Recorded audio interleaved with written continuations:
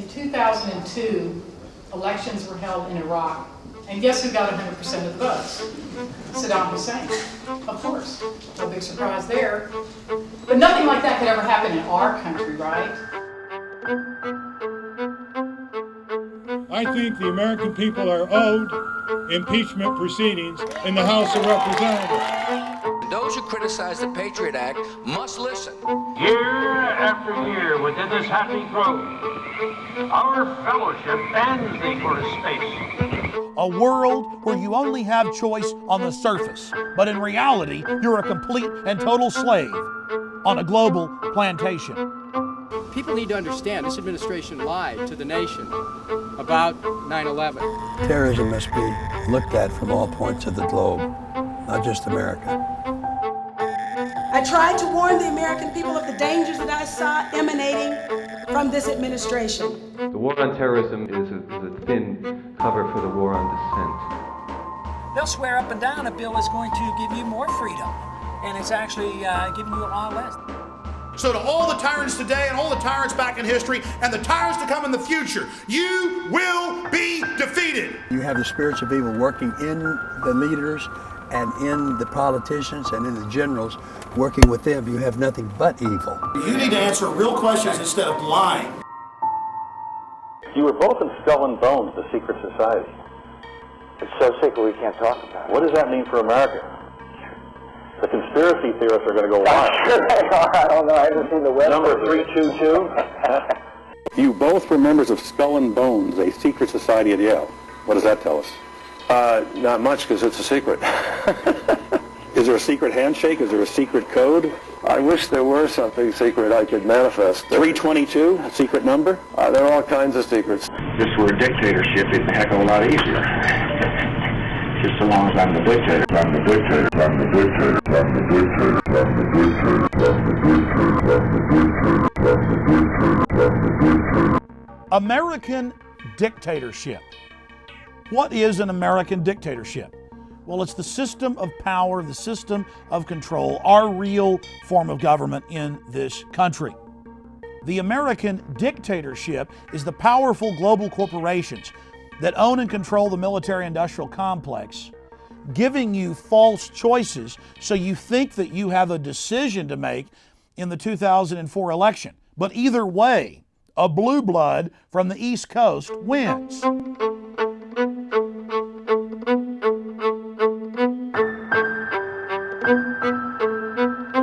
Those guys were both members of the secret society at Yale, right?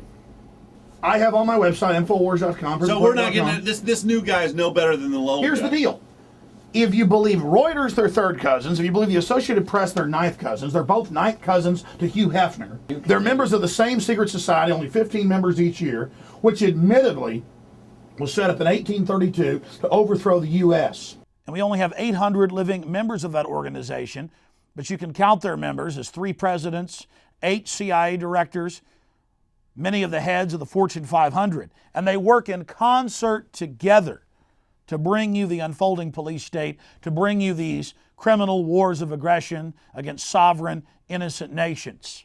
Bush, Kerry, and Hefner, odd cousins.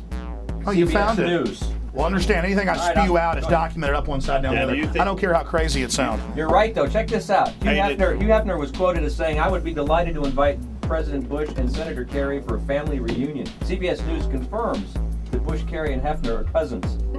It's very important to know that this film has been made in the course of the last 12 months. And time again on my own syndicated radio broadcast, and as we made this documentary, I said, look, it's going to be Kerry. Even when Dean was ahead of Kerry, I said, it's going to be Kerry. Think of that. Out of 290 million Americans, we have 2 people from the most elite secret society in the United States, only 15 members tapped or chosen each year. And this is who we get for our presidential candidates. Out of 290 million, 2 people from the same organization that just chooses a couple people every year. It's absolutely incredible. Can you guys open website audio up on the air? Yeah. You can go to Infowars.com or PrisonPlanet.com right now, scroll down, and it says Skull and Bones, and you can play the clip of Bush on Meet the Press a few weeks ago saying, it's so secret I can't talk about it. Hey, let me play this. Yeah. See if it works. Yeah. You were both in Skull and Bones, the secret society. It's so secret we can't talk about it. What does that mean for America? The conspiracy theorists are going to go wild. I'm sure they are. I don't know. I haven't seen the web. Number 322? First of all, he's not the nominee. And, look, I look forward... Are you prepared to lose? No, I'm not going to lose. Kind of skipped over it, didn't he? Well, he just said it's so secret I can't talk about it. Now go down under that. Oh, so he was serious? I thought he was kidding. Under that is Lord Kerry on Meet the Press about a month earlier.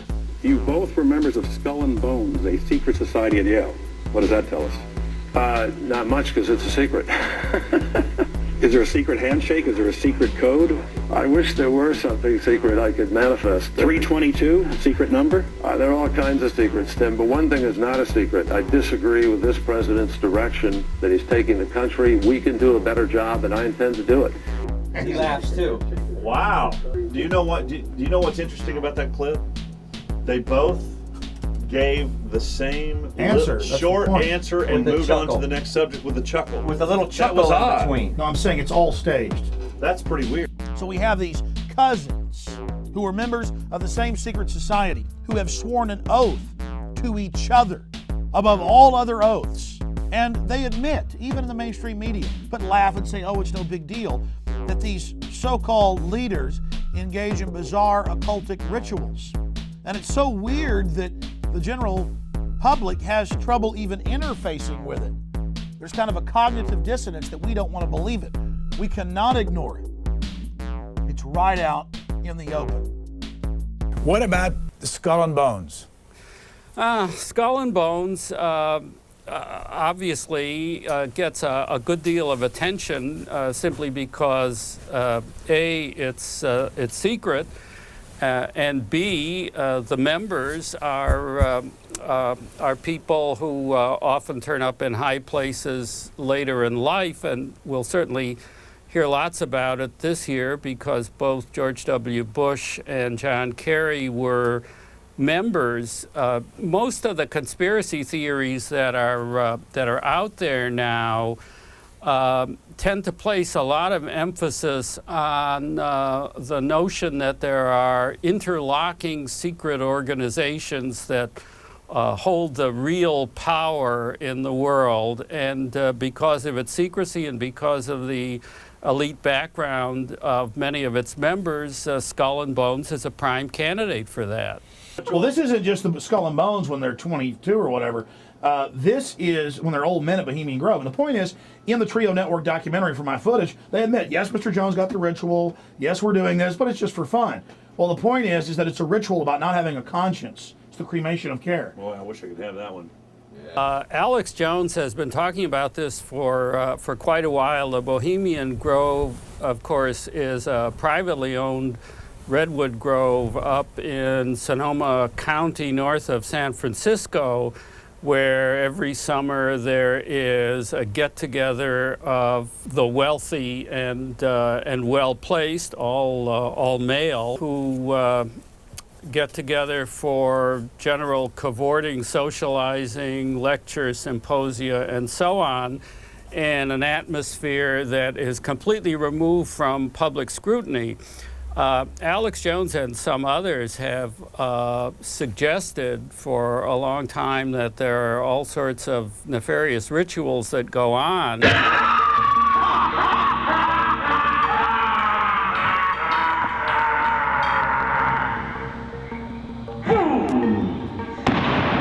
I woke up one morning to learn that I had been attacked for an hour and a half on C-SPAN by Brian Lamb and some professor. And the professor gets up there and says, well, Mr. Jones claims he snuck into this place called Bohemian Grove, and Mr. Jones claims all these wild things. Look, I have the video. They admit I snuck in. It's been in the major newspapers on the West Coast, the San Francisco Chronicle, the newspaper there in Santa Rosa, the Press Democrat. And I snuck in, and here were our so-called Christian conservative leaders worshiping Moloch. Year after year within this happy grove, our fellowship bends thee for a space. Thy malevolence which would pursue us here has lost its power under these friendly trees. So shall we burn thee once again this night, and flames that eat thine effigy, we shall read the sign. Midsummer sets us free. From the Skull and Bones Society at Yale, founded in 1832, to the Bohemian Grove, founded in 1872. And that path has led us back to Monterio and the Bohemian Grove in Northern California. Here we are, my friends, 3 years later. There have been a lot of news articles and rumors about world leaders meeting and engaging in satanic rituals.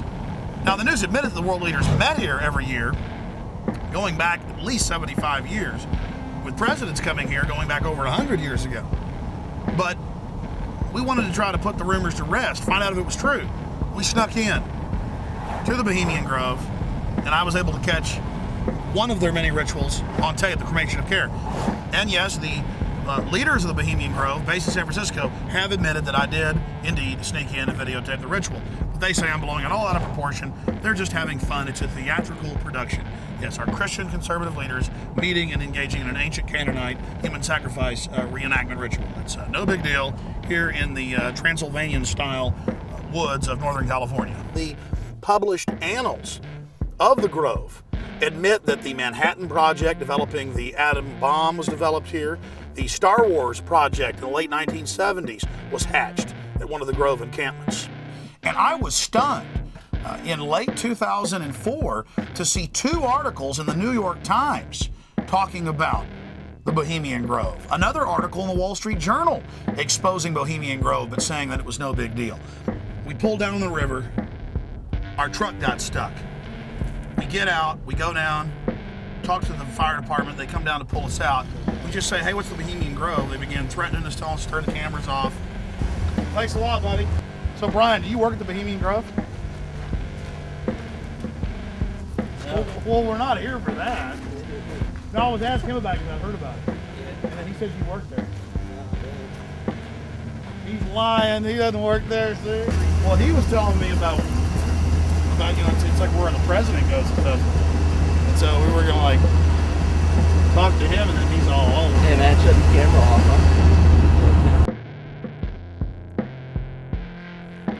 Here we are at the entrance to the 2,700-acre club that really begins a few hundred yards back there with several guard checks and checkpoints. How's it going, bud? It says Bohemian Grove Security.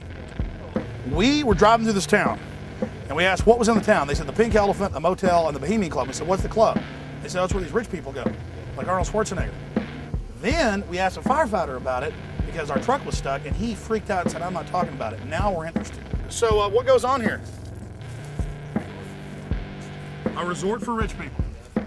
Okay, thanks. See you later. Here, let's stop and ask this person about the Grove. You guys know about the Bohemian Grove? Yeah. What do you think of it? I've been here for 49 years. Been there 49 years? I've been here 49 years. What do you think of the Grove? Still there. I never worked up there or anything, but... Oh, yes you have. I disagree. Yeah. Oh, he means we don't Not have the ID. Hey. Hi, I'm not. Come on, get in. Come. And neither is that an electric eye? Yes. Cool. We're over here looking for a handbag. What do you think of the Bohemian Grove? They throw a lot of parties up there.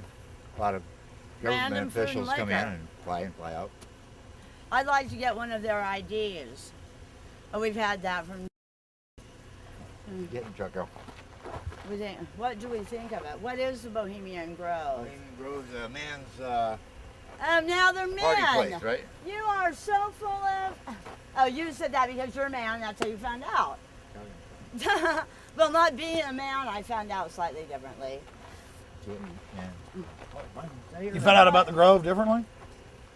Yeah, because I didn't go there as a man to party.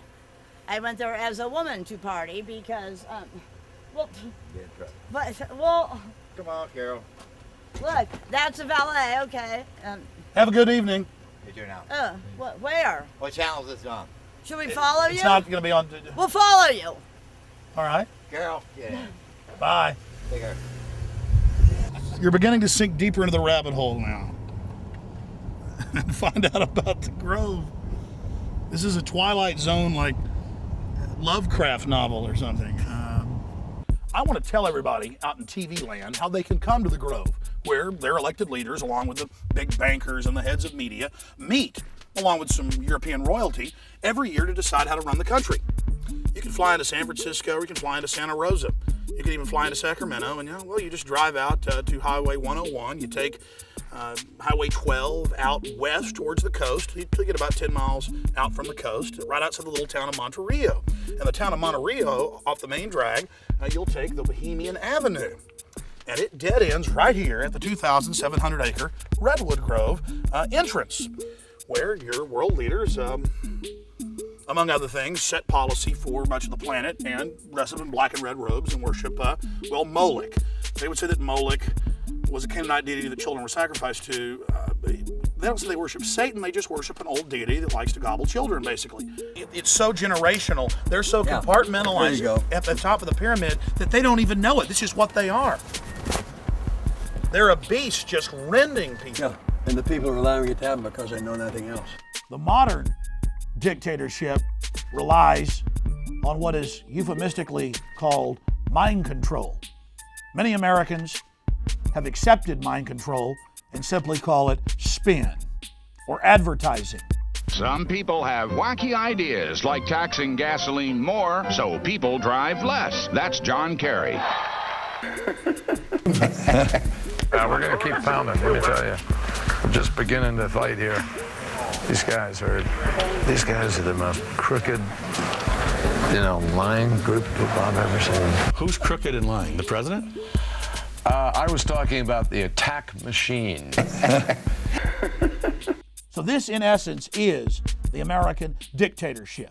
A world where you only have choice on the surface, but in reality, you're a complete and total slave on a global plantation, a feudal serf. I think the American people are owed impeachment proceedings in the House of Representatives.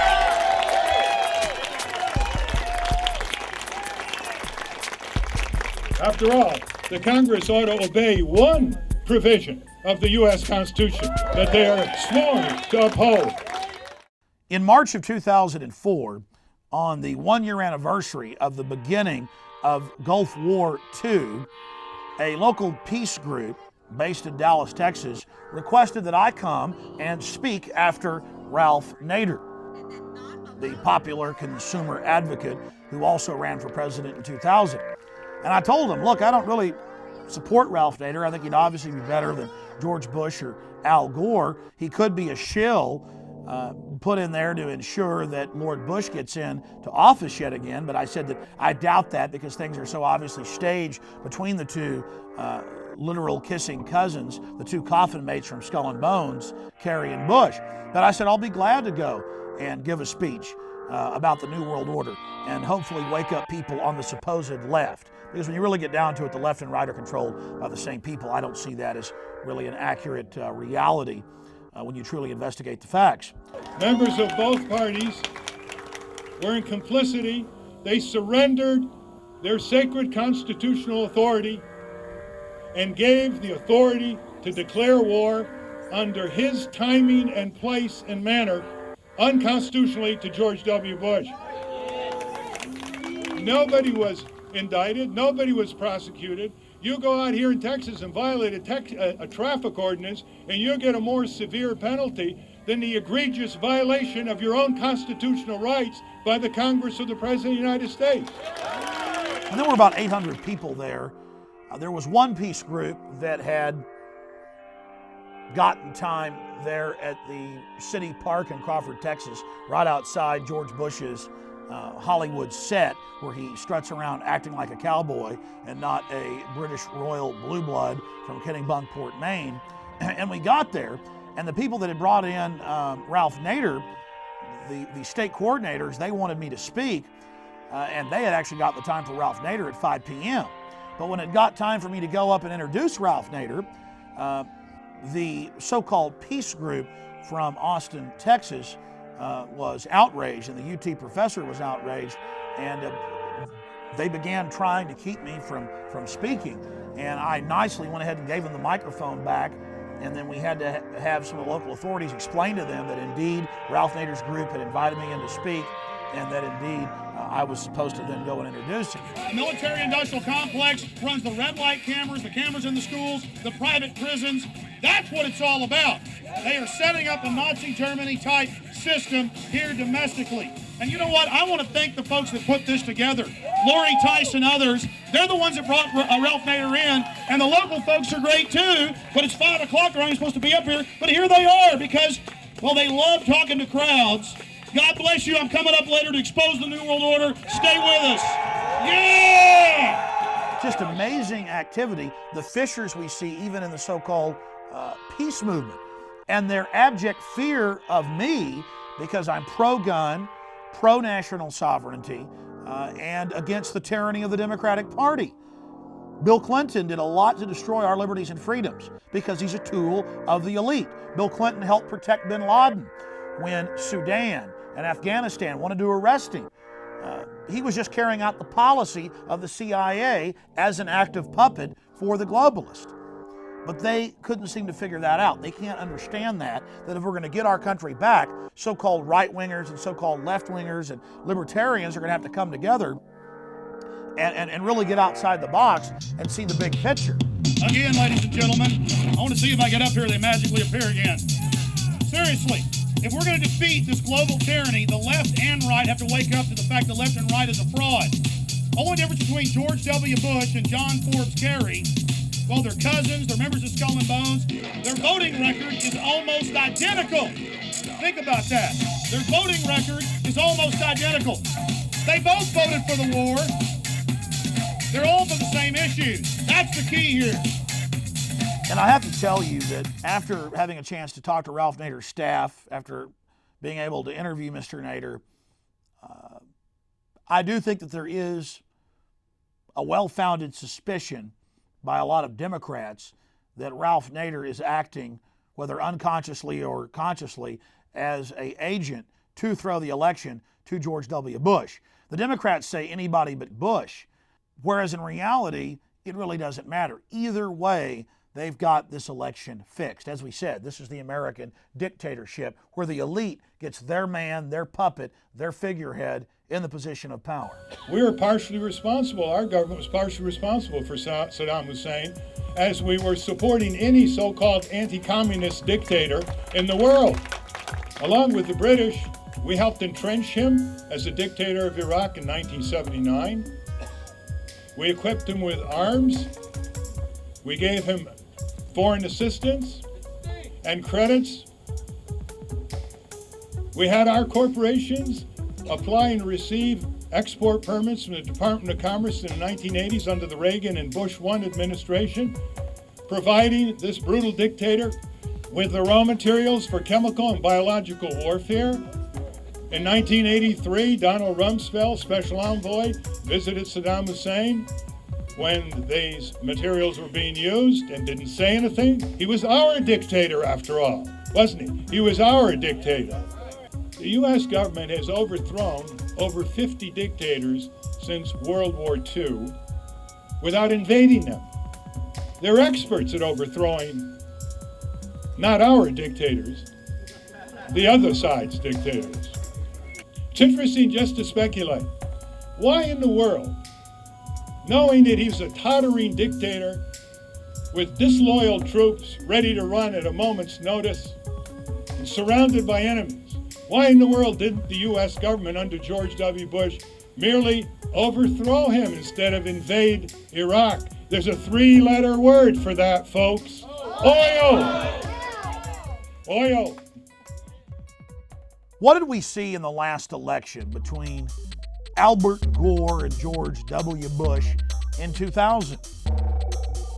We saw two different rival factions inside the New World Order fighting for control, fighting for the management position of CEO of the New World Order, of Slavery Incorporated. It's clear that Al Gore did win the popular vote.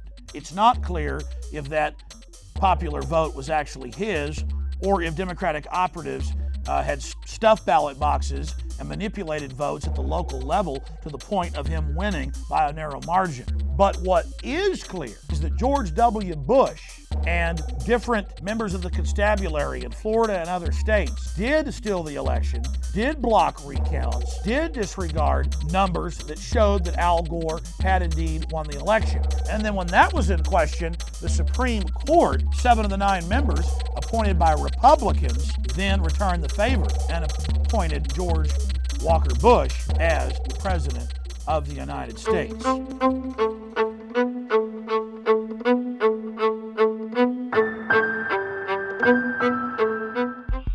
We're talking about a dictatorship of the mind where the people are scared into absolute submission.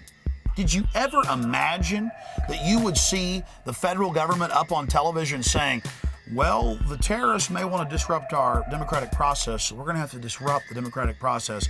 We may need to cancel or suspend the election if there's a threat or if there is a terrorist attack.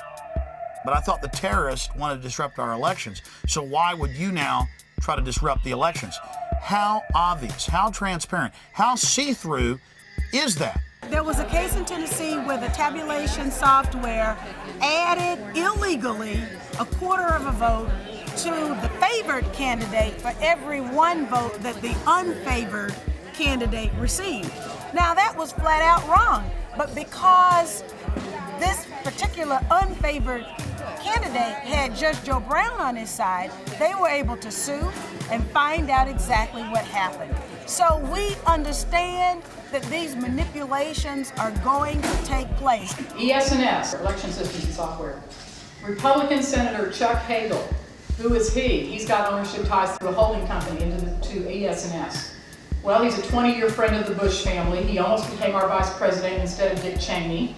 And he won his seat in the Senate twice by these big landslides in Nebraska, in a state that had not elected a Republican senator in over 24 years. But you know what? The votes were counted, 80% of his votes were counted by ES&S voting machines. Maybe it's a little coincidence, I don't know. It's very important for everyone out there to spend time looking at the election process in your county, in your city. While Americans are being fed a steady diet of Michael Jackson and Lacey Peterson and lots of football, our elections are being stolen by the owners and controllers of electronic voting machine companies by rigged software and no paper audit trails. And time is running out for us to do something about it. I spoke to the Libertarian Distinguished Speaker Series here in Austin, Texas, and I have to tell you, I was delighted when I told the crowd of several hundred people that if anybody here disagrees with me, please ask a question, please state why. And no one said that they disagreed with me. This shows that we're winning the intellectual battle, that a mass awakening, a renaissance is taking place. And that's the best news I can give you. You know how when a tornado's coming, or an earthquake, and they've done studies of this at major universities, mice, dogs, cats get restless, start running around, get upset, sometimes hours, some cases even days before. They have that sixth sense. They have that instinct. They have that survival mechanism deep inside them. And we all have that too as the most advanced creature on this planet. But it's pushed to the side by modern culture. We're supposed to ignore it. So the point I'm trying to make is, deep down, people know that something is wrong. Deep down, people are ready to move and stand up against the New World Order. And it was exciting to be able to hear the speaker before I spoke, who detailed just some of the key smoking guns and bullet points and red flags concerning industrialized election fraud. In 2002, elections were held in Iraq, and guess who got 100% of the votes? Saddam Hussein, of course. No big surprise there. But nothing like that could ever happen in our country, right? Well, what if I were to tell you today that virtually any hacker with a laptop could hack into the electronic voting machines that are being used in most of the states across our country, that are going to be used by 50 million Americans in November while they're voting for president, adding votes, and changing the final tally without being detected. The work that you heard earlier being spoken about with the electronic voting machines is very, very serious. This is the arrogance of government. And you can see that they're getting more and more arrogant, more and more aggressive. And that's been the norm throughout history. Governments are tyrannical, powerful, ruthless people always seek to get into positions of greater control. That's just been human history. But somehow, the mainstream media, mind washers over the last 50 years, have convinced the general public, the middle class namely, that government is nothing but good. It never does anything wrong. Anybody that questions it or wants to limit it is crazy. The law enforcement handbooks and manuals and the videos I've been sent by police of what FEMA and Homeland Security is teaching them, doesn't matter if it's Democratic administrations or if it's George W. Bush, it's horrible. They're saying that if you question government, if you get involved, if you speak out, you're bad. And that's a classic example and a key indicator of tyranny out of control. Well, one of the things that I think we need to rely on is, the fact that there's a long tradition in America separating the military from the police. George Washington, for instance, refused kingship, was offered this title, but refused to take on that role, suggesting that, it was not right for a movement in those days that was about opposing the state, the quartering of soldiers in people's houses and so forth. It was an anti-militarism that sort of founded this country, and the separation between the military and the police is kind of the foundation upon which our democracy is built. So I think one of the things that people need to look at is the ways in which that we can recodify the Posse Comitatus Act. The Posse Comitatus Act being the criminal statute which bars the military from enforcing laws domestically.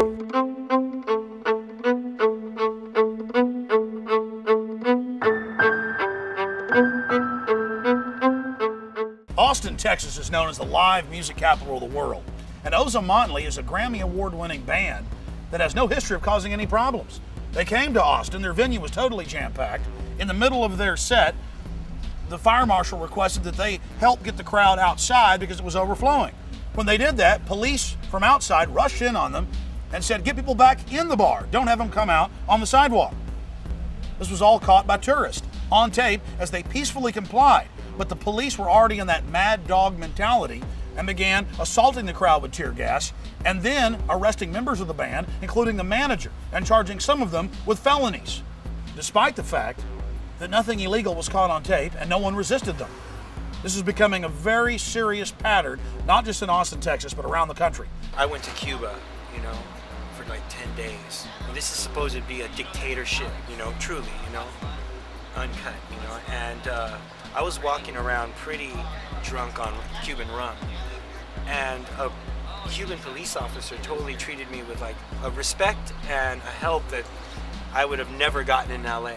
So what you're saying is, as Americans, and I've experienced this, we think we're free, but we go to foreign countries that are supposedly dictatorships, and they're freer than we are, and the police treat you with more respect than we get here in this country. Well, I don't know if necessarily freer would be the actual thing. I think it's more of just how police are viewed and how they're trained and how they actually work in that particular society or in that particular country and culture.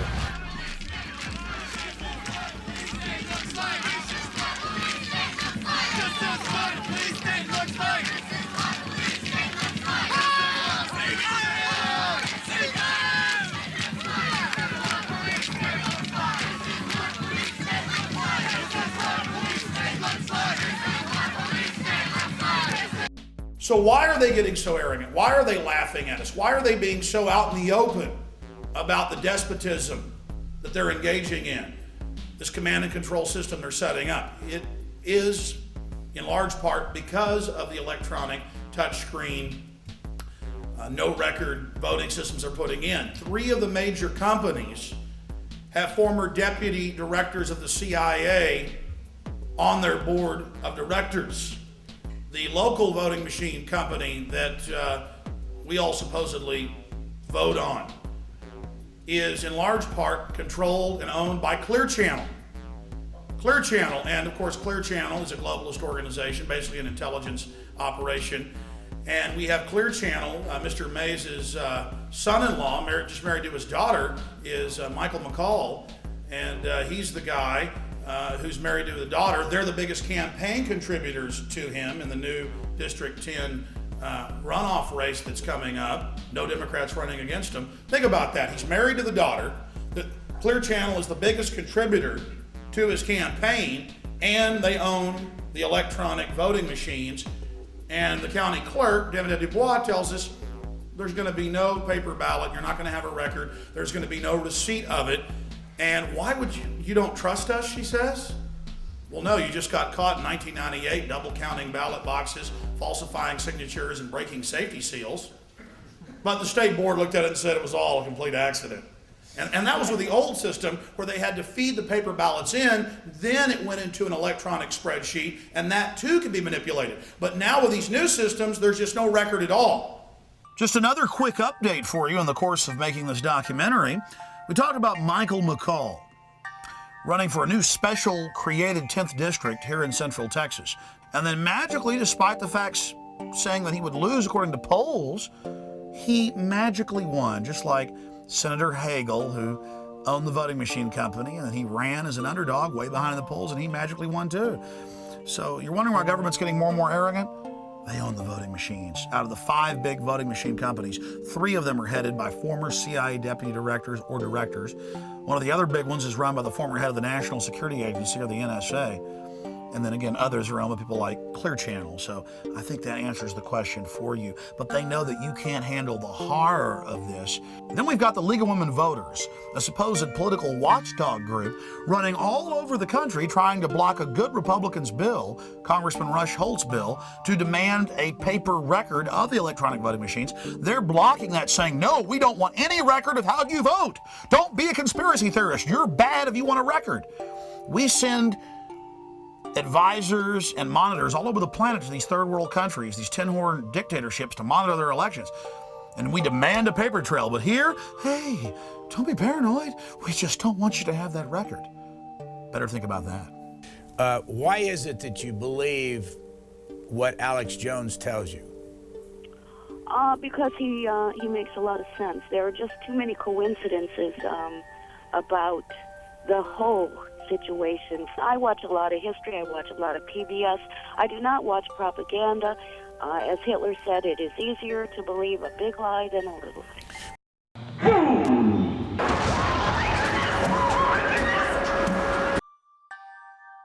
A lot of you have already instinctively known that something was wrong on 9/11.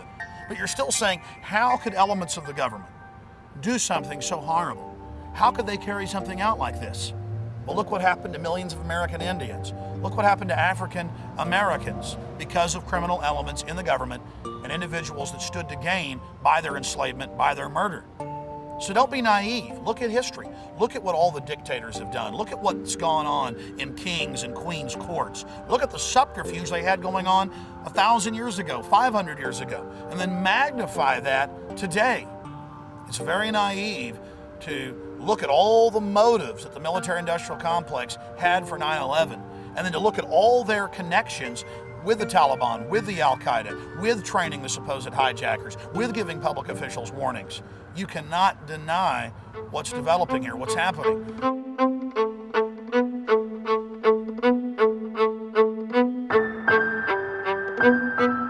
You see, they know that people are on to the fact that 9/11 is a cover-up, that there was prior knowledge, and yes, even government involvement and founding of groups like Al-Qaeda.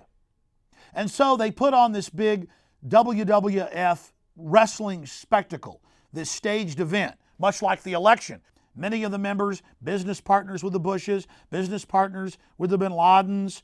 Remember when they first set up the commission, they tried to have Dr. Henry Kissinger as the head of it, and the media called him the independent chairman?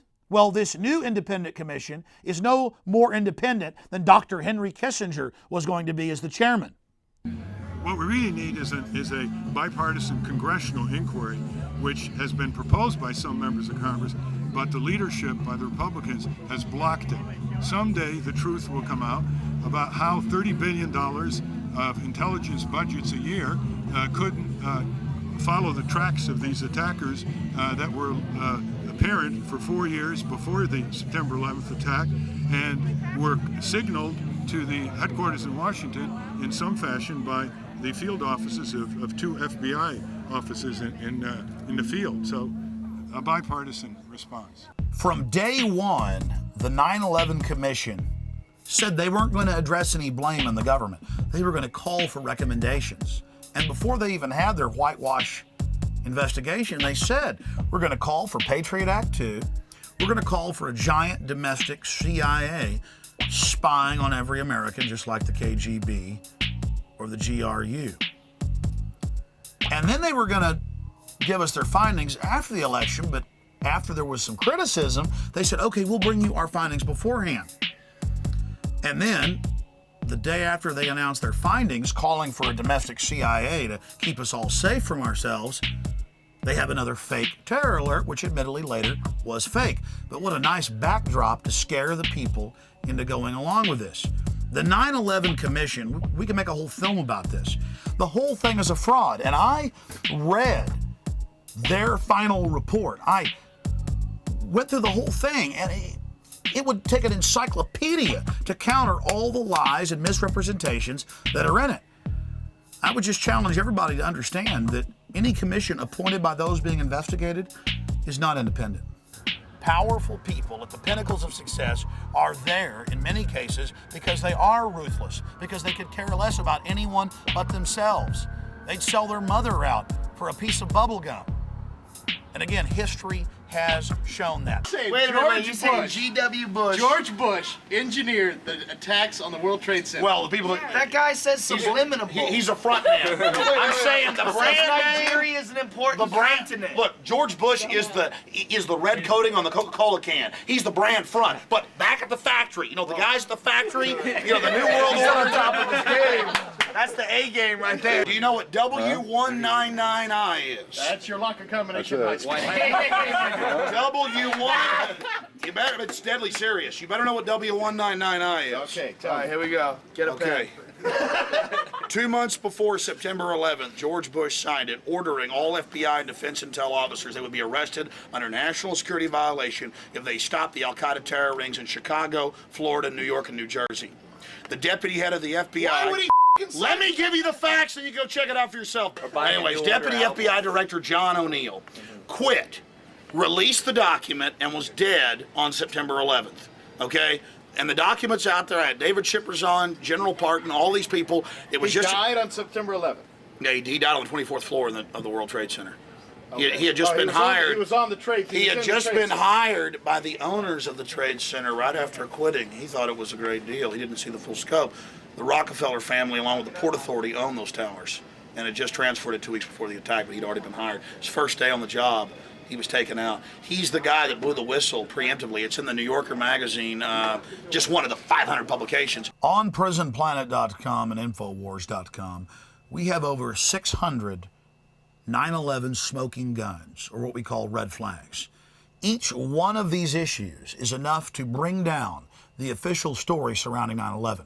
Bottom line, their official story or fable is impossible, has been disproven at hundreds of levels. And they never respond once they've been proved to be liars. They just simply try to change their story. I got news for you. The world is round. You can put me in prison for saying it's round, but I'm telling you, buddy, one day everybody's gonna know it's round. And the world isn't the center of the universe either. The world is round. The world. I'm here to tell you, they want to kill you and your family. They're putting cancer viruses in the vaccines. These mothers have created every monster you can imagine. And I do this because I believe in this country, and I believe in humanity and our power to create something. That's right. And I'm fighting total dehumanization. And everything I told you is deadly serious. That's the A game, folks. That much better. Look, he's smiling right afterwards. No, it's true, man. That's the A game, bitch. With that. Gary. Sir. World history, tyranny, tyrants. How do we deal with the general public not even being aware of the fact that power corrupts and absolute power corrupts absolutely? I mean, people before us, our founding fathers, knew you got to restrict government, you got to restrict control over our lives, because bad men will get control of those mechanisms. the government's just a tool, but you don't want to build the tool, the device that can enslave and destroy. Do you have any comments to that? Yeah, through history, through the beginning of time, we've been learning that power is the ultimate achievement.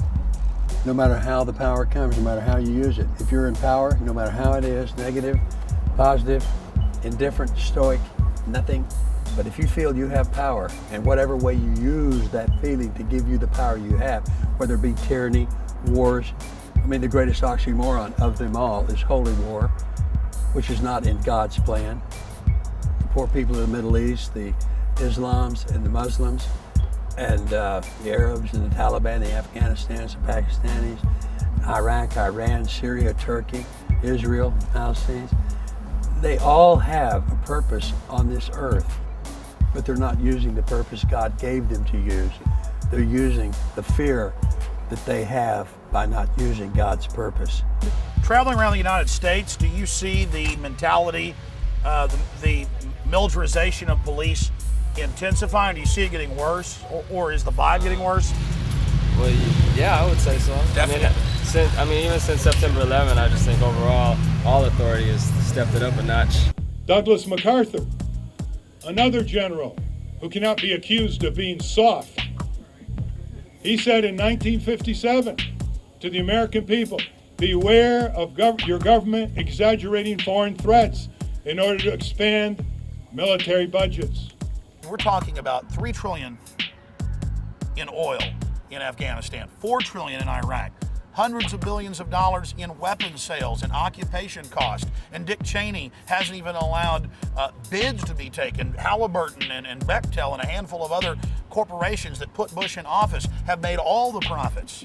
Our sitting vice president taking a paycheck, I can't even believe I'm saying this, taking a paycheck from the American people while at the very same time taking one from a corporation that gets billions and billions of dollars in no-bid sole source contracts should make us all outraged, and the vice president should blush. But these people don't blush because in the end, they know they can get away with it. It's about setting the precedent to mobilize the people behind this global war for what PNAC, the president's own organization, says is a war for global domination and setting up a domestic police state, getting rid of posse comitatus, putting troops on the streets, getting Patriot Act 1 passed, trying to pass Patriot Act 2. Okay, type in Project for New American Century. That's where Dick Cheney, 2 years before Bush got elected, said we need terror attacks to scare the people into submission so we can get the oil. Saddam's not a threat. It's all about using that as a military base. Type in Operation Northwoods. It's on my website, but you'll go to the Library of Congress. The official U.S. government plan to carry out 9/11. It is declassified. ABC News, Baltimore Sun. Official U.S. government plan to carry out 9/11. Mayor Willie Brown of San Francisco getting a call from the White House, being told the night of September 10th not to fly to New York that morning. And then Condoleezza Rice and all the rest of them get up there on TV with the kingpin, Richard Armitage, and Colin Liar Powell, and tell you they never had any prior knowledge. They're a pack of liars. And they're getting power out of these attacks that they helped engineer with their business partner, Osama bin Laden. And don't worry, his stage capture's coming up. Some people think that the response to 9/11, to that act of war that was committed against us, to the people who tried to decapitate us on that day and shut down our financial system, that the response to that ought to be limited war. We'll win in Afghanistan, we'll kill bin Laden, and we'll return to defensive position. This president believes that it's a broad war, that you not only have to deal with Afghanistan, but you've got to deal with the circumstances in the Middle East that have created Al-Qaeda, created the ideologies of hatred that are driving them, that you've got to have a peaceful and stable Iraq as a linchpin of a different kind of Middle East. People need to understand this administration lied to the nation about 9/11. They lied about Iraq in 9/11. They lied insisting Iraq worked with Al-Qaeda in 9/11. They lied about saying there were weapons of mass destruction. They lied in order to justify an attack on Iraq. Their ulterior motives were very transparent.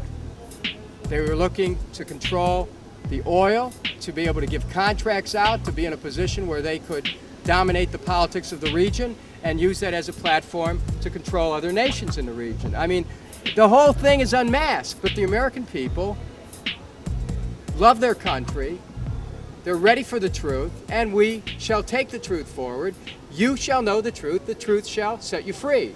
It's very important to consciously connect the dots and focus in on one of the central issues. Bush has given all these speeches. You're either with us or against us. Either with us or against us. You're either evil or you're good. All of this is happening, and they're saying we're going to arrest anybody who's got any connections to the Taliban or Al-Qaeda. Then you've got the U.S. government flying 8,000 of the Taliban or Al-Qaeda, the cream, out to Pakistan. You've got the U.S. government founding the Taliban and Al-Qaeda in 1979, building them up to the 1980s for the war against the Soviets. And then Bush is giving all these speeches about how we've got to go after anybody who has connections to bin Laden. No one has connections to the bin Laden family like the Bushes and to Osama himself. In fact, Osama bin Laden was an admitted CIA asset, we believe still is, and his code name, admittedly, was Tim Osmond. In the 1970s, he was in the U.S. with a short hair and no beard. There's been photos out there of him driving around in his Cadillac, hanging out with the CIA. His older brother founded Arbusto Oil with George W. Bush, his first big contract out of college in 1976 in Midland, Texas, while they owned an airport together in Houston. But again, the media, there's been a few articles, Fort Worth Star-Telegram, BBC, but that's it, folks. So we need to look at the motive, we need to look at the history, we need to look at how the president is intimately involved with the bin Ladens.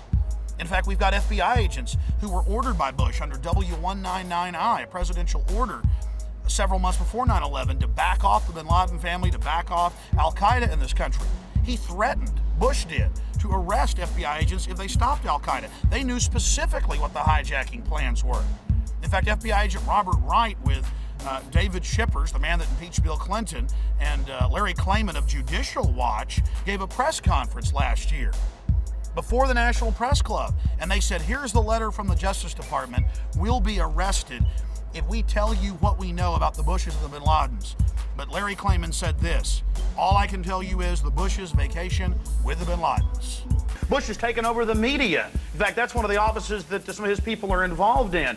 Media and Bush merging together, and I'm glad to see a lot of the media is starting to resist that. This is Dude, are you on crack? The media is owned by the same corporations that own Bush. That put him into power. They're all owned by the same people. And Karl Rove, the head White House guy, has been going around saying, don't put out anything that criticizes the government. That's work with us. Absolutely and they're untrue. involved That's totally true. That is absolutely untrue. I was in both of those meetings. Sir, I read his quotes. I was in both. There was quotes. Come on now. I saw the meeting on C-SPAN. Don't fight. I was there. I saw it on C-SPAN. One of the biggest holes in their argument is the fact that they never heard of a plan to fly hijacked jets into landmarks on the East Coast. We're going to take a closer look tonight at another example of where, despite the conventional wisdom, there were people in the United States who actually were preparing to defend against the kind of attacks which occurred here on 9/11. The North American Aerospace Defense Command, NORAD for short, has been defending the skies over the U.S. and Canada for almost 50 years, 46 to be precise. USA Today reports that in the 2 years before the attacks on September the 11th, NORAD conducted exercises using hijacked airliners as weapons. And one target was the World Trade Center. We knew he hated us. But there was nobody in our government, at least, and I don't think the prior government, that could envision flying airplanes into buildings on such a massive scale. But that turns out not to be true. U.S. military planners did envision and practice those very scenarios. As reported by USA Today, the North American Aerospace Defense Command, NORAD, conducted exercises with fighter jets, simulating hijacked planes flown into the World Trade Center in the 2 years before the attacks. And so then I saw Condoleezza Rice get up on TV and say, we had never thought, we had never heard. Why, that's a ridiculous conspiracy theory to say that. Pentagon planners also envisioned the attack on the Pentagon 5 months before it happened. According to this April 2001 Pentagon email, Air Force officials wanted a war game, having a terrorist group hijack a commercial airline and fly it into the Pentagon. The truth is pouring out in the media. You can hardly keep up with it. It's even coming out on Fox TV. Bill O'Reilly went on national TV to say he was wrong. He was wrong. He admitted he was wrong. That's big of him. Most of these people never admit they were mistaken.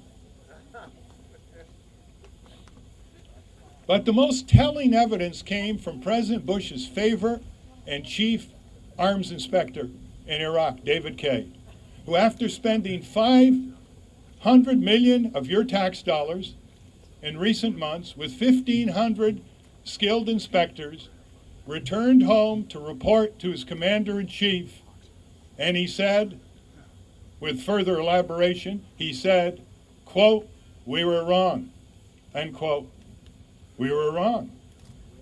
I remember candidate George W. Bush saying that actions should have consequences, that actions should involve responsibility. We never engage in a rush to judgment.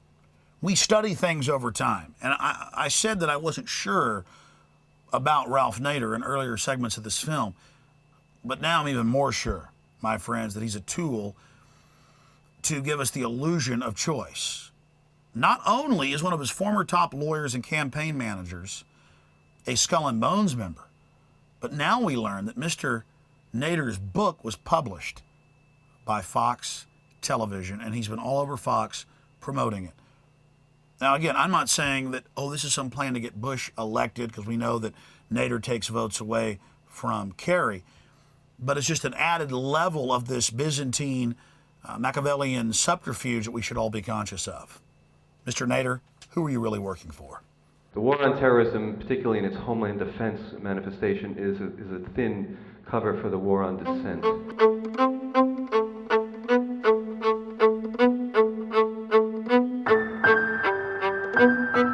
A lot of prominent individuals have come out against the war. And they're not all what you'd call leftists. Mel Gibson has come out against the Iraq war. He said that it's wrong, that it's unconscionable, that it's a crime, that it's not America's place. And you know, Mel Gibson is just in line with George Washington, who said, don't get involved in foreign entanglements. Don't get involved in imperialism that was the norm at his time in the world, and is still the norm today, just more sophisticated, more veiled. Power is a gift we have to utilize within ourselves for others in the best way possible. The paradigm of power is the highest standard of power, and that simply is giving. For 50 years under both parties, our government has been supporting brutal dictators who suppress their workers and their presence.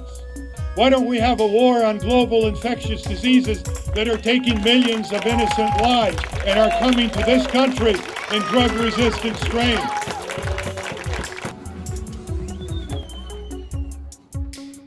This is what it's all about, coming out here against tyranny, not as liberals or conservatives, but just as human beings that love freedom and are standing up against the establishment and saying, we are not your slaves! Throughout history, there's different types of power, and there's powerful people that are powerful because they do good things, and they do it for the right reasons. Why is it, though, really dark, evil, wicked people who are sadistic and enjoy doing bad things to populations, enjoy mutating populations spiritually, physically, financially, why do those type of individuals normally get into power, and then once they have power, no one's challenging them, they increase the murder, the slaughter? How do we stop? Well, number one, why do we see that happen, or do you agree? And then number two, how do we stop that? A lot of the people who are under the power of the tyrants are like sheep. They know nothing else. They have no role models. This is from generation to generation to generation, and they come with generational curses, and they come from the spirits of evil, and there's 14 of them that are listed in the Bible. And when you have these spirits of evil working with you, within you, around you, and you have the spirits of evil working in the leaders and in the politicians and in the generals, working with them, you have nothing but evil. Nothing but evil. And the most endangered species is dedicated leaders. I mean, good leaders. I mean, dedicated leaders in the right way, in the good way. You have to limit government power and the intrusiveness of government and take away the need for the money that they come after us for. seeing a lot of lying by the Attorney General. Comments about the new Victory Act, Patriot Act 2, and the lying. Well, you know, I pointed out in my speech just a little while ago that he had a beautiful quote when he was a senator. I mean, they flip-flop and they deceive. I don't think he would admit that he was doing any lying, but he now serves a different master. He serves the administration, and if they say this is what you're going to do, he goes along with it. So it's just total inconsistency. That's why we need people in government that are willing to stand up for their beliefs and explain what they believe in, and they shouldn't be allowed to stay there, you know, if they flip-flop and just do whatever they feel like doing. George W. smirks. Dick Cheney sneers, Rumsfeld jokes, Powell blusters, Rice lies. Enron and WorldCom steal, DynCorp vaccinates, Halliburton feeds and feeds and feeds and feeds. Americans hurt, and in Iraq, Americans die. Our national leaders insult our allies, create more foes, reward their friends, increase our insecurity through their own policies, and plunge the American people into the deepest economic abyss of a generation. Stealing an election in Florida on the uncounted Chads, representing the legitimate hopes and aspirations of blacks and Latino Floridians. Even the Democrats failed to pursue a remedy that would permanently secure the voting rights of people of color in Florida and around our country. Congresswoman Cynthia McKinney, who was targeted by her own party as well as the Republicans, was routed out of her popular congressional seat covering Atlanta, Georgia. And when she found out about the United Nations and DynCorp kidnapping hundreds of thousands of women and children and being found guilty in court of doing it, she went public. When she found out about the Bushes and the Bin Ladens and prior knowledge of 9/11, she went public and said, we should have an investigation. When Cynthia McKinney found out about election fraud nationwide being run by elements of the U.S. government, she went public. And she's a real congresswoman. She's the type of person we need. I tried to warn the American people of the dangers that I saw emanating from this administration. For that, a known black female Republican was advised to run against me in the Democratic primary. Republicans fed her campaign coffers, and then 48,000 of them crossed over and voted for her. Just think about it. Katherine Harris, who participated in the illegal disfranchisement of innocent black and Latino voters, was rewarded with a congressional seat, and I was taken out of one. So if you're a real Republican who has populist constitutional views, you're targeted. If you're a real Democrat who has real constitutional values and cares about the people, like Cynthia McKinney, you're targeted, you're attacked for getting out of the controlled paradigm. And I'm telling you, the controlled paradigm is the insane worldview.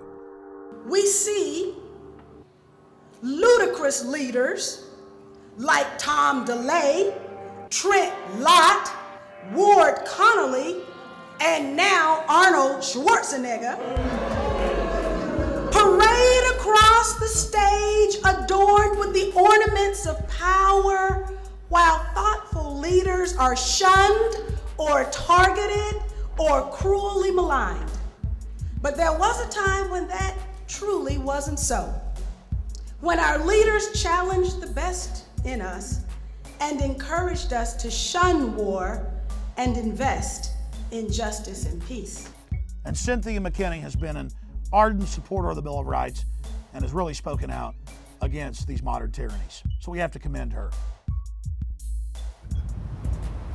This is absolute gold right here. Excuse me, y'all The incredible height. Off of property, because this is private property. Okay, where's your property? 15 feet from the foundation. So you guys done blowing the economy out? Now you're just guarding a little money laundering scam? That's Enron, CIA money laundering. And they don't even want you to videotape their little Enron logo. Can you believe it? The exercise of power. And once our constitutional rights are gone, they'll have these guys dressed up in black uniforms busting through your door, telling you you're wrong after they're done destroying the entire stock market. That's how the scam's gonna work here in the new third world country that is America. See, the media, CNN, all of them told you, invest in Enron, it's the biggest thing, it's the best thing, when really it was a Ponzi scheme. They were consolidating.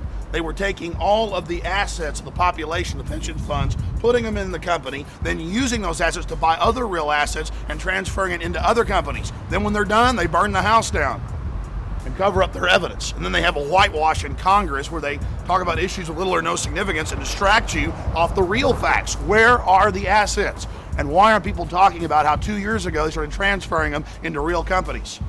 This is what we're dealing with here, ladies and gentlemen. This is the scam.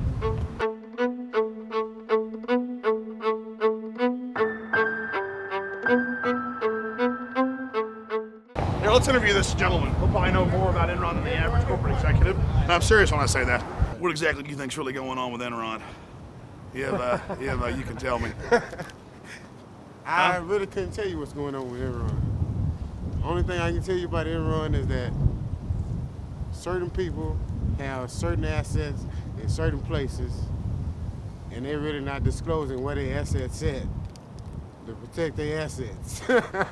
Now that's incredible. No one in the media is really talking about where were the assets transferred years before they decided to blow this thing out. It's like, oh, they're all gone, run on the bank. Here it is, again, out of the mouths of babes. He knows exactly what he's talking about. You're on target. I knew we'd get the exact key focused answer we could never get from anybody else. You got to find the actual employees that was really working here to find out where the target is.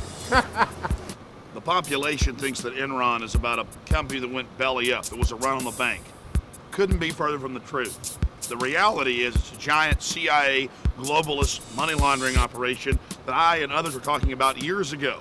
It's a Ponzi scheme. They take your pension funds, your investment, they buy up power companies, pipelines, you name it, consolidate it, transfer it to other real companies that their interests control. Then they blow out the entire company, have some stage-managed theatrical event whitewashes in Congress, and you buy it. Don't buy it for a single solitary second, because more economic crises are coming. This is how the scam is pulled. Just like 1929 America, I assure you, the stock market is not safe. I mean, you can buy anything with assets. You can buy anything in this town. Exactly, real tangible stuff. They've been transferring, and then they blew the dummy scheme out after the last old lady invested money in it because their stockbroker said it's the best. CNN says it, and you can trust them. They care when you're. You can't trust CNN. I mean, really, it's wrong to even speak out against this CIA money laundering operation. The neighborhood I grew up in, Boyle Heights in East LA and Los Angeles, police weren't necessarily our friends. I think the experiences we had growing up, that they weren't always there to necessarily help you first. You know, there were situations you'd find yourself in that just seemed unfair. I think that, you know, it has a lot to do with money and the perception that gives people. As people with money are less likely to be aggressive physically than poor people, and I think that stereotype is kind of carried out in a lot of the way. Well, I would add to that, though, because I've interviewed a lot of police. The establishment also has said that people that fit the stereotype of being poor or disadvantaged are easier to abuse, and then there aren't lawsuits and they don't get in trouble. Sure, I mean, the legal system, it costs a lot of money to represent yourself. Money does make a difference. And yes, my friends, there really is an Illuminati. There really are 13 families. They own the big banks that print the money, and they have stated publicly that they plan to get all of us, that's 95 to 80% of us, out of the way to engineer a servant class and to totally take control of the evolutionary development of the human species. Well, I'm not sure I believe in what you're saying there, Alex. It seems a little far-fetched to me.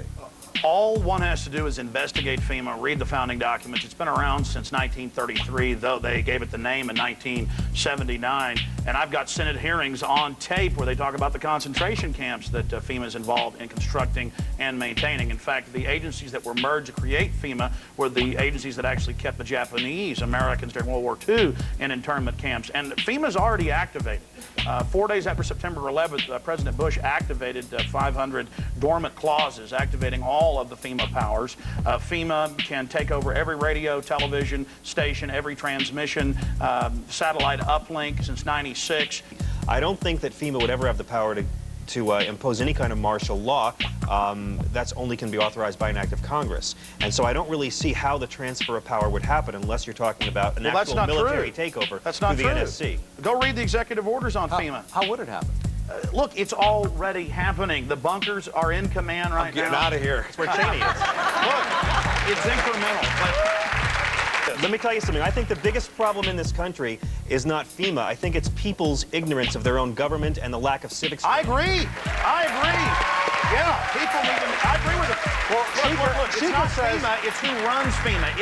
It's the forces behind this power. They can use any kind of government job to mess with people's lives. The government can use the IRS to destroy you. Exactly. They can use the military. It's just one more CIA. tool in their box. He's on target. I'm agreeing. I agree. Go read the executive orders. Dude, we may be strung out on watching sitcoms and Wheel of Fortune and drinking beer, but the American people would get their act together and kick some ass. They are. If the government Liberals tried to do and that. conservatives are coming together like I've never seen them come together, because people are worried about this. And more of what Congress does, more and more of the checks and balances are being removed in the name of dealing with the crisis. Now, I want the Speaker of the House and Leader of the Senate to be involved in the continuity of government program. They've gone public. They were very upset about it.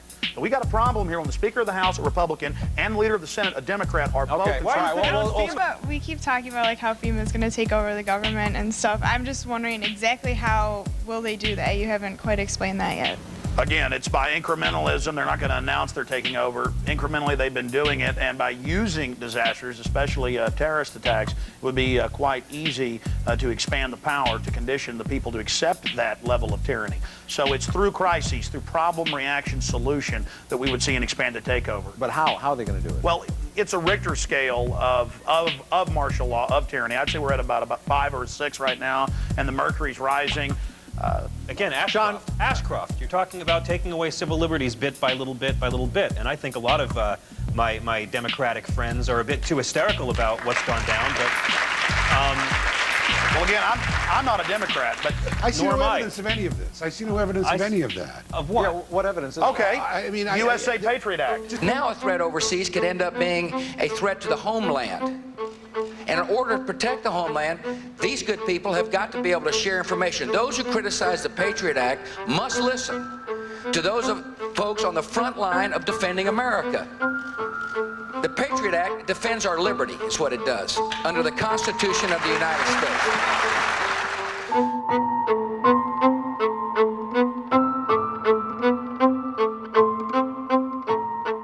They'll swear up and down a bill is going to give you more freedom, and it's actually giving you a lot less. They'll have a bill that's supposed to give you more privacy, and what they're doing is they're turning over your information to the government. In the Patriot Act, Section 802 says that all crimes are an act of terrorism, and now it's in the news. They're using it to go after strip bar owners, county commissioners who might have taken a payoff for zoning rules, zit-faced kids who were found with a bag of marijuana. They're charging thousands of people under the Patriot Act that have no connection in any way to acts of terrorism. They can talk all day about how the Patriot Act is for evil Arab terrorists. They're going to kill us any minute if we don't submit to the nice men in black ski masks. But we've all seen evidence. Mike Wallace calmly argues with somebody who's complaining about his limo driver double parked, and he's savagely arrested by the taxi police. We've got a woman in D.C. walking on to a subway station, and the police tell her, hey, you can't eat a candy bar on the subway. She says, okay, pops it into her mouth. They arrest her and say that she was chewing aggressively. This was actually in the Associated Press.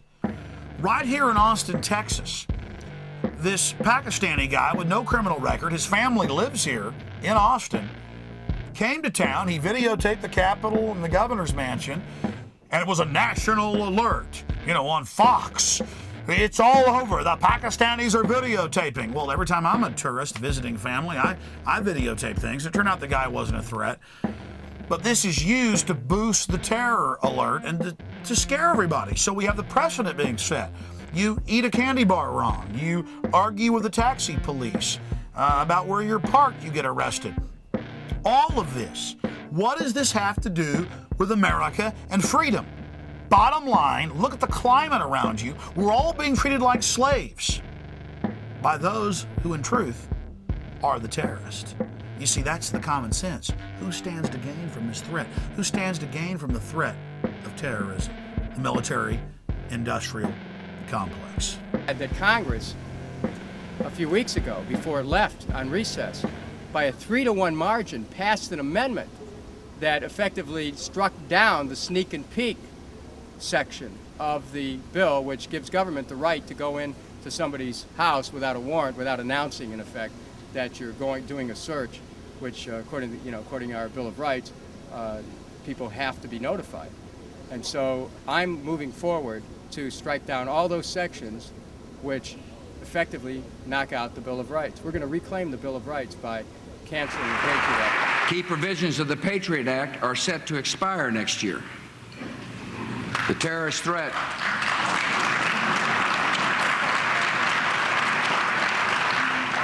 And let me tell you something. These people have said, Rand Corporation and others have said, the entire economy will be prisons, police in black ski masks, a Nazi Germany-like nightmare.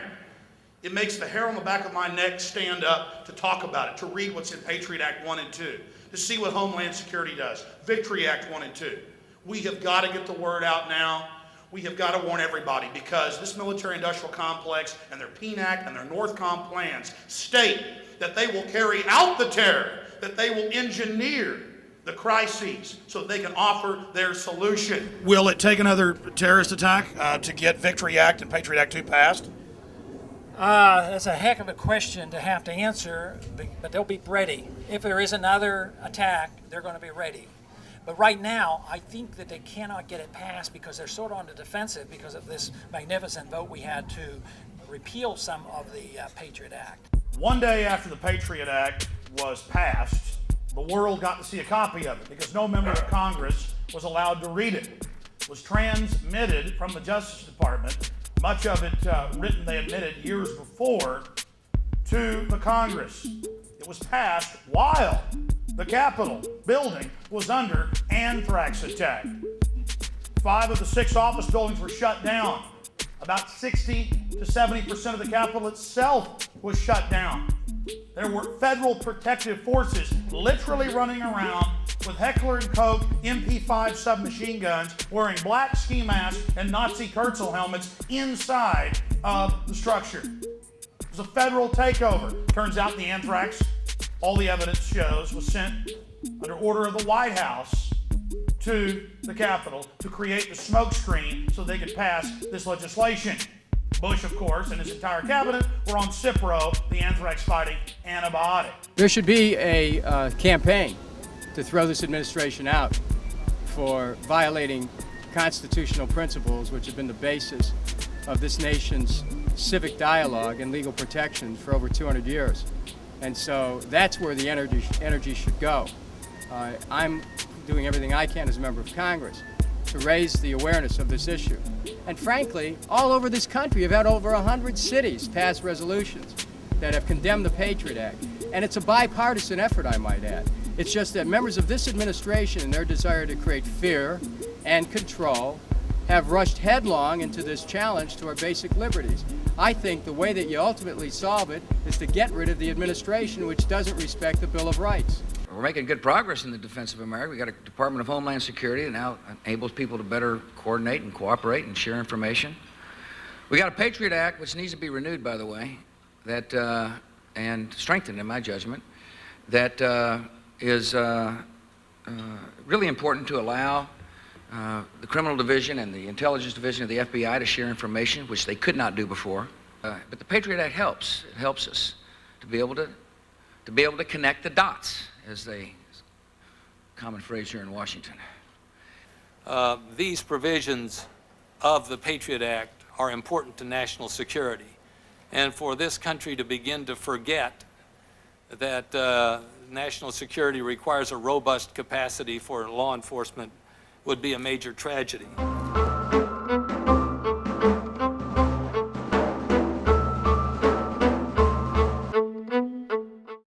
The good good news is that right in my hometown of Austin, Texas, we just threw out the Patriot Act. It's over 400 cities. It's over 400 cities. It's not 170. It's not 250. It's over 400 cities and towns. Just to clear up any confusion, we have shot this film over the last, well, actually year plus. And so you'll hear us talk about 100 cities, 150, 300 cities. The news is usually 4 or 5 months behind, but the latest news reports are reporting 300 plus cities have thrown out the Patriot Act in their towns, and 4 states. Now, 8 months ago it was over 400 cities because I've actually counted them all up. But let's be conservative. 300 plus have thrown out the Patriot Act in 4 states. And that's very, very exciting because all we're saying is, hey, America isn't America if we don't have these basic liberties. And that's why you should throw out the Patriot Act and reaffirm the Bill of Rights in your town. Alex Jones and several folks have tried or will be donating time to Mr. Jones, but our rules are they have to be present to do so. Sean Lausen, is Sean Lausen here? Eliza Giles, Eliza. Mayor, I had about 20 that we can. Denise Keeper Lausen, Carlos Tame. Okay, Carlos. Okay. How about Mark Wallace? Well, so far that's only 6 of the 5 people that attempted, Mr. Jones, to give you 3 minutes. Only 2 are here, so you have 6 additional minutes. I'll give you 9. Well, unless somebody else. Mayor, I can go outside and get people. I think folks kind of got. Are you signed up to speak? What's your name? Trevor Holly. Okay, I need one more person. What's your name, ma'am? Rebecca. I'm sorry. What's the last name? Okay. Okay, so Mr. Jones, you're now at your maximum of 15 minutes. I will say, folks, occasionally you'll see myself or council members leaving the dais. I promise you when we're back in the back, there's a television and audio we can hear and see. Oh, so yes, Mayor, I believe you. Don't be offended when I leave. I'm not offended. Welcome, Mr. Jones. You have 15 minutes. Well, thank you. And I hope you do stay because this is important. And I want to thank the people that came here that are part of the Second American Revolution. We shall prevail. That is a guarantee. Because as the New World Order turns up the heat, they're going to form more resistance. The tighter they squeeze, the more people are going to have that light bulb go off above their head. Now, I believe this council is made up of good people, and I think it's great that Jackie Goodman, Mayor Pro Tem, has brought this forward. Let's go through the facts. And John Ashcroft and Lord Bush and their military-industrial complex owners who are setting up a military dictatorship. I mean, this is admitted. PNAC documents cannot hide the reality of what's happening. In fact, Ashcroft, 6 months ago, really committed a federal crime. In sworn testimony before the House and Senate, he said there is no new terrorism legislation. It's not been introduced. The Domestic Security Enhancement Act, the Justice Domestic Security Enhancement Act, House and Senate versions. It's like if I got up here and said the sun didn't come up this morning. You'd laugh at me, but the press didn't call him on it. Now he's saying there is a Patriot Act 2 and Victory Act 1 and Victory Act 2, and you better pass all of them. You know what's in Patriot Act 2, Section 501? You fit the description of a terrorist under Section 802 of the first Patriot Act. You can be arrested, secretly executed. That's right, a 3 military judge panel. Now, what is Section 802 of the first Patriot Act? It passed on October 27th, 2001 at 5 in the morning when no one was allowed to read it, according to members of Congress. The definition of terrorist is any action that endangers human life that is a violation of any federal or state law. They have many other definitions about anything that influences government. Go read it for yourself. They're counting on you not reading it. They're counting on you not finding it. Ron Paul and others have pointed out that Hitler and Stalin and people didn't have the nerve to put stuff like this down on paper. They just did it. That's what's so amazing about this. And to see the assistant U.S. attorney here peddling this is really sad, but I know it's under orders because 2 months ago it was reported that Ashcroft met out in Hollywood with the heads, the big editors of all the newspapers and the heads of law enforcement and said, we'd like you to go out and write editorials, editors, we'd like U.S. attorneys, assistant attorneys write editorials, get on talk shows, get out there and sell that this is the people, this is good, this is a wonderful thing. So I want the council, in case you don't know this, and the people here today to understand that it's a stage-managed event. I mean, it really was hatched in a smoky room to oppress you, to manipulate you, to con you. Now that makes me very angry, and that's why it's so exciting that this council may simply just say we have a Bill of Rights and Constitution, and we will not violate the Bill of Rights and Constitution, and in this city, America is still America. I mean, it's just that simple. The very first thing the Patriot Act does is allows the FBI and the CIA and Department of Justice and other agencies to cooperate with each other and share information so that we can make sure we can spot, identify terrorists, and hopefully prevent terrorism. Why have 300 House members then rejected it? But in the middle of our conversation, activist Alex Jones called the assistant attorney a liar. The Section 802 affects all citizens. It's for all crimes. It's for one marijuana cigarette. These guys haven't read it. Have you read it, reporters? Hey, can you respect this guy though for a second? No, you know how this stuff works, guys. I'm not going to sit here and hear this guy spew lies. Hey, you can do an interview after I do mine. See, this is, they don't want to talk to me. You need to answer real questions. After I get done, you need to answer real questions instead of lying. Yeah, okay. All right. And you know, earlier I talked to you, you know what's in Section 802. You know. Can you give us your title again? There's one thing that's for sure, if you don't get involved, you'll never make a difference. But by getting involved, I believe we still can make a difference. And now is not the time for us to give up on our political system. Like, they have the law and the government and everything on their side. And I think there has to be a shift on our side as far as making them accountable for their actions. So putting ourselves against the machinery and saying no. Civil disobedience. Basically, and that's, supposedly what this country is all about, right? Civil disobedience, sometimes it's necessary, in a society to question, rise, and hopefully change things. The pyramid, the power is derived from the feds. It's a rampant executive mindlessness. The federal police and military entities looking to just completely erode our civil liberties on the base. But at the bottom of the pyramid, that's where the strength is. And as long as people become aware of these situations and begin to move in very kind of distinct and rational ways, there's no reason that you can't create a SWAT watch in your town. We need to preempt their ability to preempt our right to protest, to have have our grievances redressed, and and in order to exercise our freedom. There is an inherent contradiction between democracy and militarism. And whether or not we are left, right, or center, everyone should be concerned that the increasing level of violence on the grassroots. So I would suggest that people just get educated around these issues and take hope and fight back. There is but one special interest that we should be working for, and that would solve just about all of our problems, and that is our liberty. In 2004, in November, there's going to be an election and there's going to be an outcome. Now, for people who want to say, well, we don't have confidence in the system, we don't have confidence that our votes are going to be counted, that's all the more reason to participate more heavily and investigate. We don't have a crystal ball. We don't know the future, but we've studied human history. And regardless of who wins the November election in 2004, the New World Order wins. Whether it's George Walker Bush or John Forbes Hines Kerry, the establishment wins. And that's the message we try to get across to you. It's important for all of us at a grassroots level to get involved and cause a renaissance, an awakening to this fact. It's so important to realize that we need to go down to the basic foundations of freedom and liberty and get past the label or the name on the politician. Bottom line, are you freer today than you were a year ago? And unfortunately, the answer is no.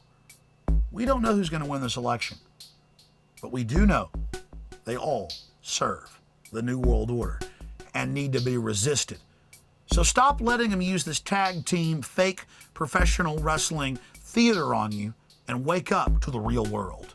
Break on through to the other side. You're free, and freedom is beautiful. And, it'll take time to restore chaos and order, order out of chaos, but we will.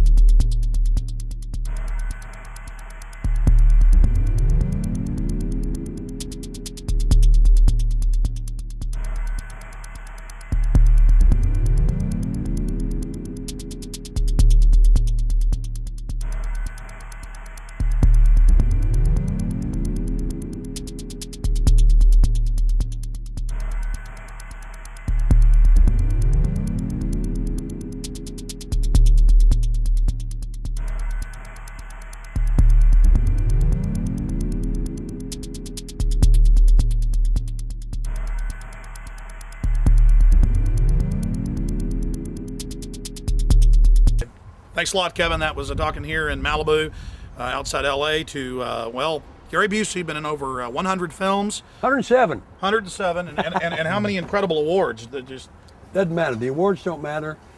The notches on the gun butt doesn't matter. What matters is right now. NOW, and the word now stands for no other way.